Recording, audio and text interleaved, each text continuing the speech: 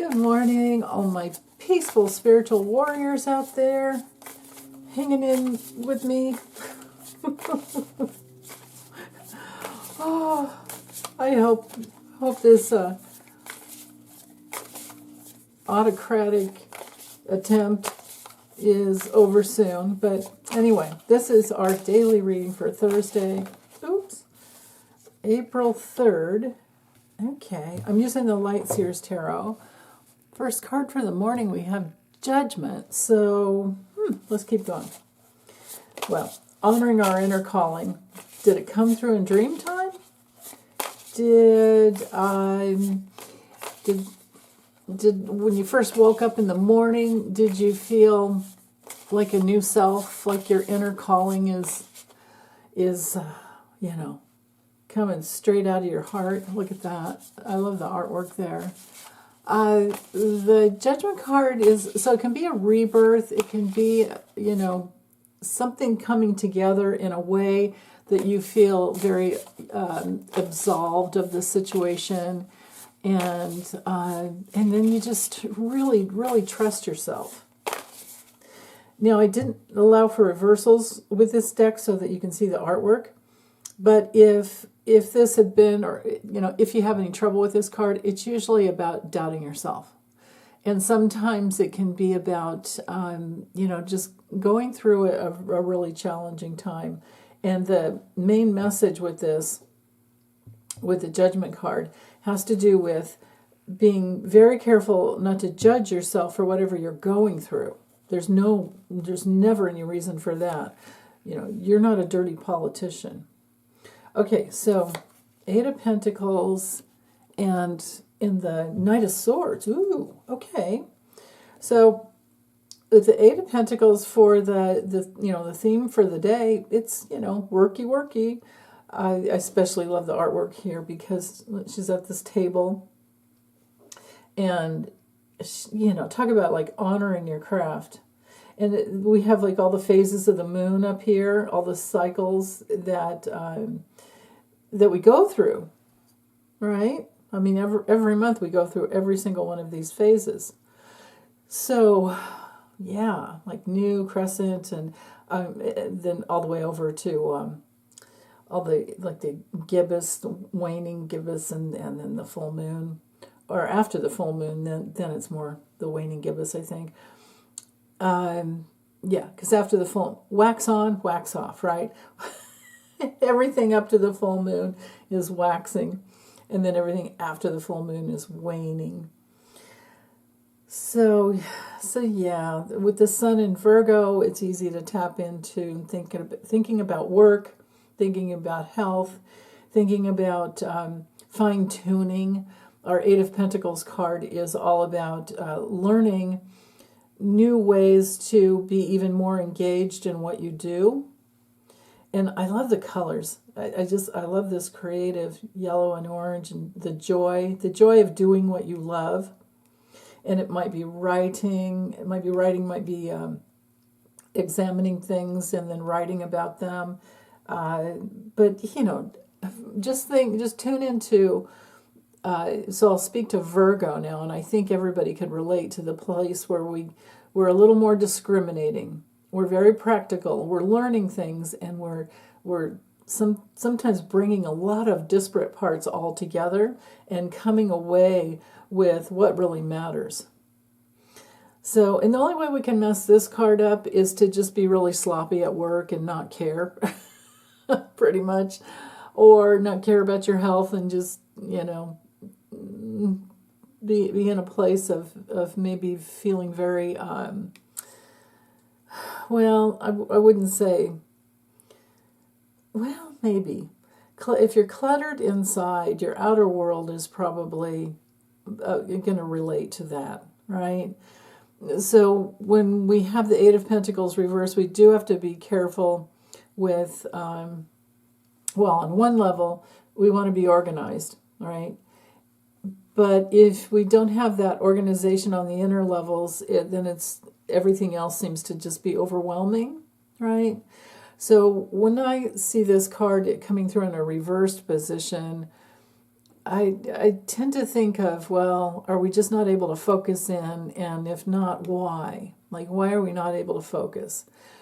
And then maybe sometimes too with this card, there's this, this false need for perfectionism, and that doesn't help. And then other times, like the main thing I really look at with this card is the, like that need for external validation.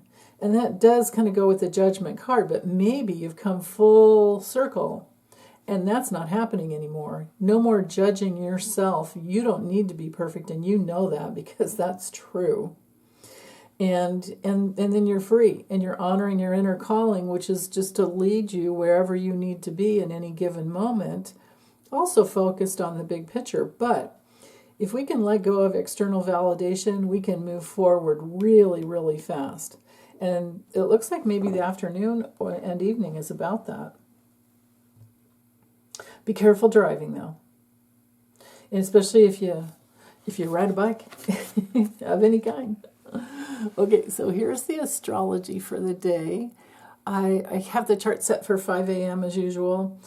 What is apparent to me? Okay, so I love the fact that Cory Booker was on the floor for more than 25 hours getting into what he called, he gave a big shout out to John Lewis and said he wanted to make some good trouble. And he held him in his heart, he said, while he was talking. The whole time he just kept, like he was his mentor. He was his, John Lewis was his anchor inside. So I absolutely love that. And then we also had the good news of Circuit Court Judge Susan Crawford winning the Supreme Court position in West, so that was huge. And what I especially loved is the fact that Elon spent more than $20 million and lost that money. And I don't know, you guys, I haven't researched this, maybe you guys know. When these big money donors, I mean, they have their super PACs, right? Like Trump and Elon, they have all their super PACs. But are those tax deductible? Is what I want to know. Like, did they use them for tax write-offs, and it would have been money that they would have spent to the government anyway, and so they don't mind spending it? Like, how does that work? I'm sure that it's all a byproduct of Citizens United that started in 2010, and that's when they changed the law and made it that corporations have as much power as a person, as a human. They treat corporations like a human being when they're not. So I'm wondering if it's, if he didn't really lose the money, it's just money he would have spent paying it to the government. But when you pay your taxes, hopefully it goes to help other people with all of our programs. I sure as hell don't want it going to pay Cittadini's paycheck, but I guess it does, and his whole entire cadre. I mean, the thought of Tulsi Gabbard making money off of our government as a Russian plant is flabbergasting to me. So anyway, there's my spiel of all of the planets in Pisces. And you can see that Mercury, the messenger. So, and this has been going on. We had this. Cory Booker had, on the good side, Pisces tends to be a democratic sign because they're inclusive. They think of everyone and they care and they're more compassionate. Now, not all of them, but most of them. But they think bigger, in bigger terms, and that's what Mercury in Pisces is all about. So Mercury retrograde in Pisces, hooking up with the North Node, brings through Cory Booker's strength about, following the path, because the path for all of us now, unless you're in a different type of astrology, the North Node is in Pisces, 27 degrees of Pisces. So when that happens, we're headed towards more inclusion, towards more spirituality. It's naturally ruled by Neptune. Neptune spent that, 15 years in the sign of Pisces and is now in Aries, which is why I'm calling us all peaceful spiritual warriors, because that's how I see this at the highest levels of light. And then also, with Neptune and Aries, sorry, I went off the Pisces for a second. I'll be right back. But with the masses, Neptune ruling the masses, and people rising up and protesting. That is definitely all about, that is Aries, right? The masses rising up and protesting. But also moving forward. Aries is all about moving forward independently and not abandoning ourselves anymore. We don't need to be impulsive, but we do need to move forward. And sometimes we go one step forward and 2 steps back. That's okay. We eventually keep going. Maybe we stepped back to smell the roses or something, right? So that, with this other lineup in Aries, we have a stellium in Aries and a stellium in Pisces. So we're going back and finishing up some old issues. We're going back and re-examining with the power of Virgo at the South Node, balancing out that polarity. This nodal axis is a balancing act. And as we balance and as we go back and forth between the two, we create breakthroughs. So we get more facts from the past, and that brings it into the future where we can finish something up. Things can come more full circle.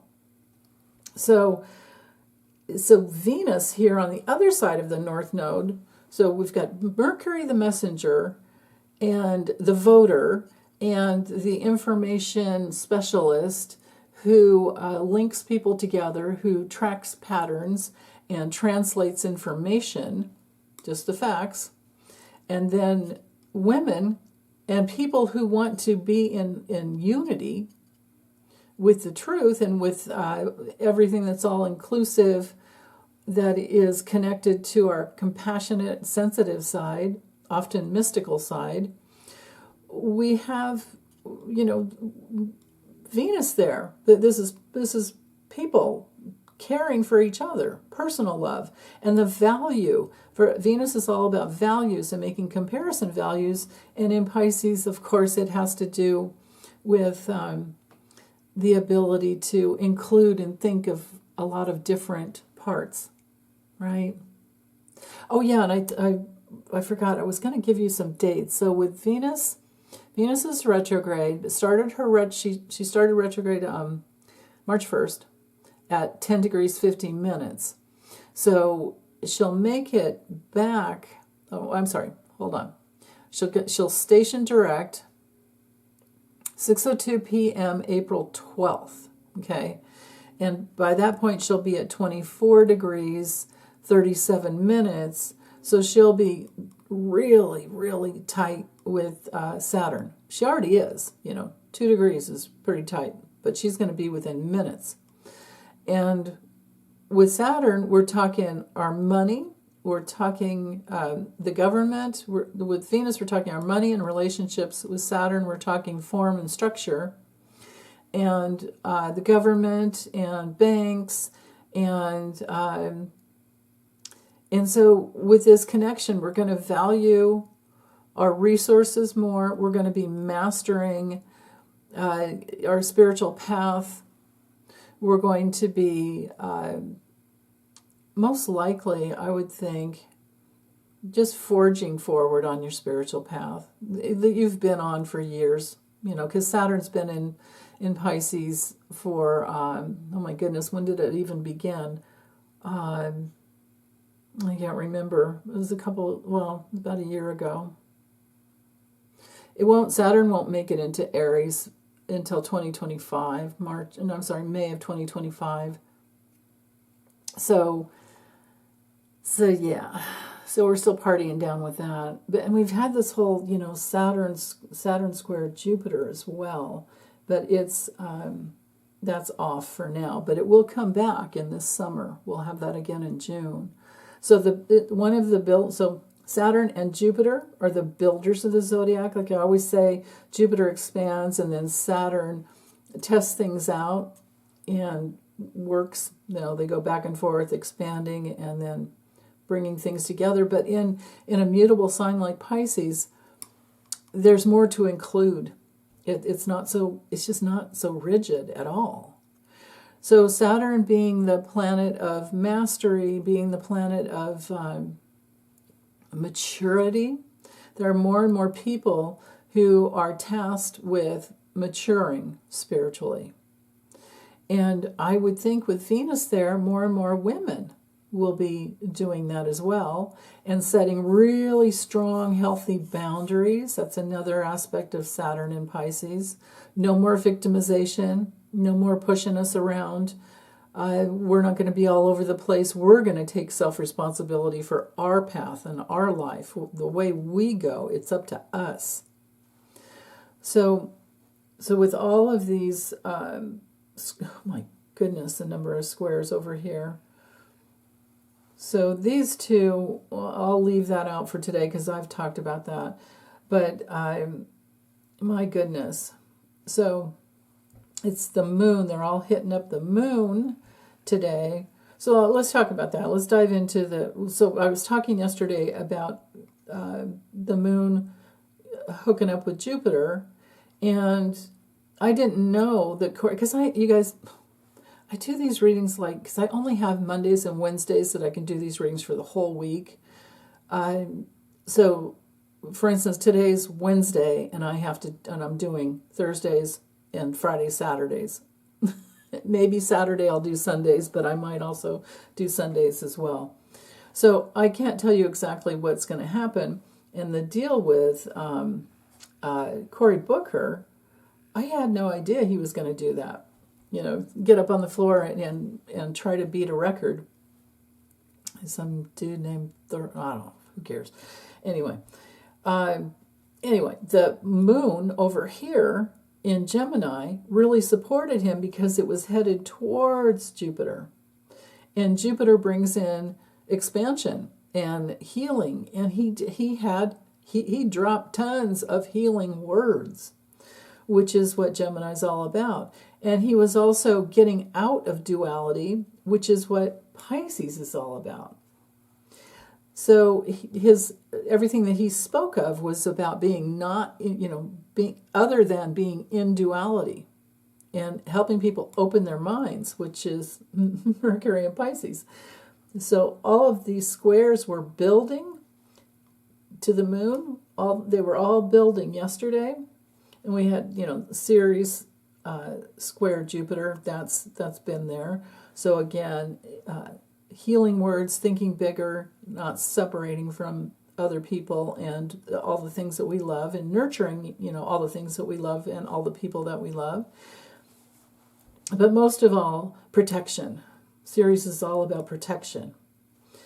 And with the square from Saturn to the moon today, so when you wake up in the morning, remember we had that judgment card, so I'm thinking that we're going to feel more serious, is what I'm thinking.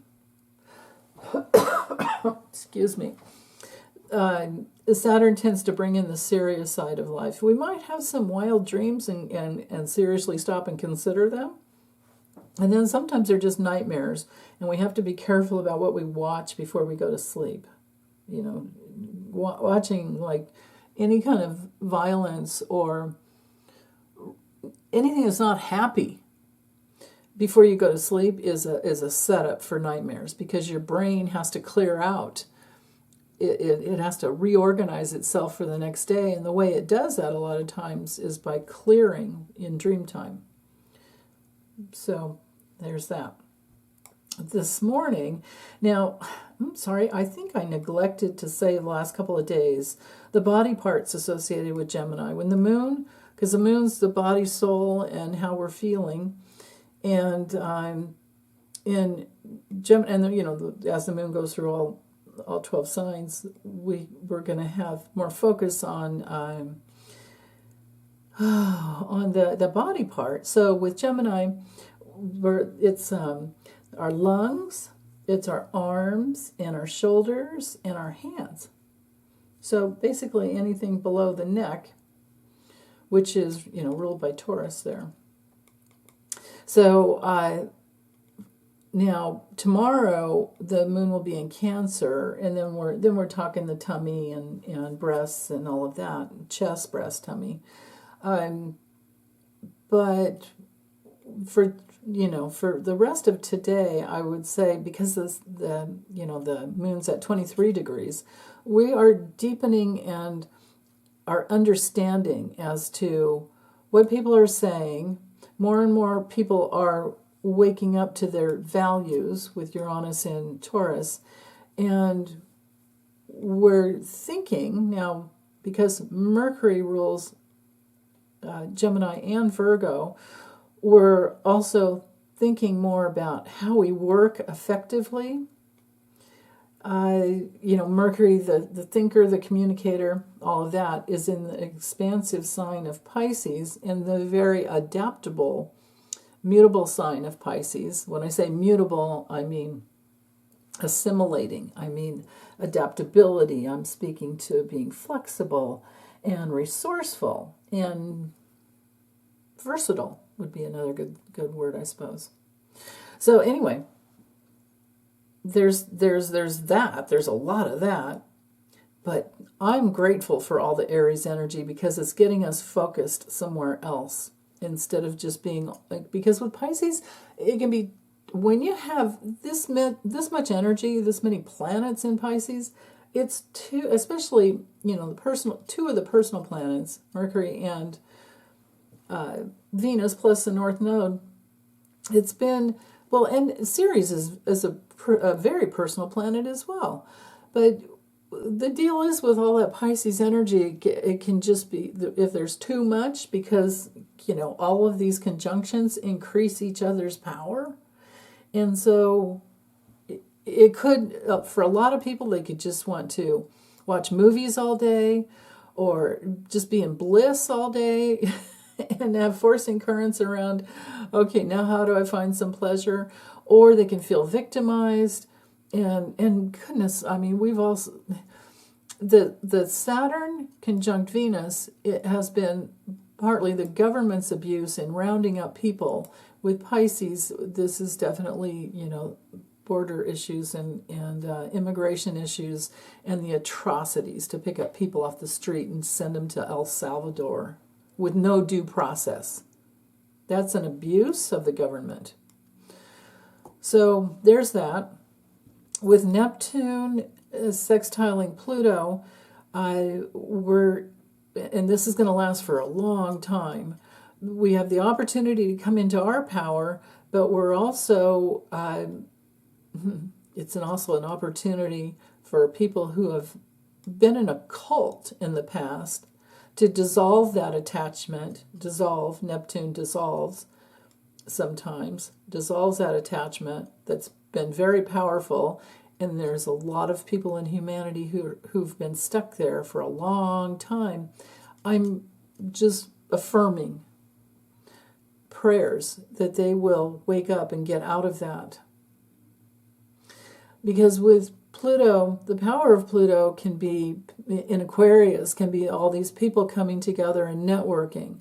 So it's good when people rebel against the autocratic dictators, and maybe we can look at, as much as I hate even saying this, but maybe we could look at Trump and Elon and these other idiots as being the gift to help people wake up and wake up from their gullibility, wake up from their cult, the ability to get sucked in by a cult leader, and start asking those questions inside, like, why would I do that? What is that about? And then, because we're in the eclipse, we're still in the solar eclipse portal, the lunar and the solar eclipse, for the next 6 months. That's the question for a lot of these souls. So, okay, that covers that. Now, it's also important to see this, and this will be here for a while too. And this is our aspect. It's a sesquisquare or sesquisquadrate. Sesquisquare is much easier to pronounce. Anyway, it's a 135-degree aspect, and it brings in detours and disruptions to plans. Okay? So this, Pluto on the dark side, because Pluto is all about darkness, the underworld and darkness and power. And in the sign of Aquarius on the dark side, we're talking the oligarchs, we're talking the tech billionaires that think that they're the ones that should be running the world according to their rules, and their rules are we don't pay taxes, basically. And yeah, so no accountability, it just everything for them. So there will be disruptions to their plans because the power of Jupiter, now Pluto's stronger, but Pluto will eventually start getting into the light side of Aquarius. Well, it's there for all of us at any point. And with this disruptive aspect from Pluto to Jupiter, Jupiter is helping us to expand our mind. It's helping us to, in Gemini, it's helping us to communicate more effectively. I wish that would work for me with my Mercury retrograde, but anyway, it's helping to connect dots. It's helping to bring in more opportunities because we're questioning things from a lot of different angles. And unless we're locked up in a cult, like, quite a few people are, where they're just like blind ostrich, head in the sand. No, don't you ever talk about it. But more and more people are questioning, like, wait, what? Wait a minute. Because there's certainly enough to witness to make us go, yeah. And then the other important thing is the fact that we have the moon in a T-square to Saturn up here. So the moon's at 23 degrees, Saturn's at 24 degrees, so that's only 1 degree apart, just about exactly. And then over to the south node. So as the moon goes by every hour, it takes 2 hours to go 1 degree. So here, let me do this. Let's do this and see how many hours. Let's get a time frame here. So every hour that goes by, the moon's backing off of Sirius Saturn, but we're learning more and more about what the government's doing and people who are trying to victimize us for their own selfish needs, which aren't real, but they think they are. And they think they're so clever because they can do all this stuff. So, but can they really? Because we have the Constitution, right? Like Elon Musk is not going to be able to stick around because he has like some kind of, I wouldn't call it a contract. Well, I guess it's a contract with Trump, but because he's not elected, he was never duly elected to the Senate or the House. He doesn't really have a government position other than like 120 days or 130 days or something like that as a government, what do you call it, like a consultation person, council, whatever. So his days are numbered.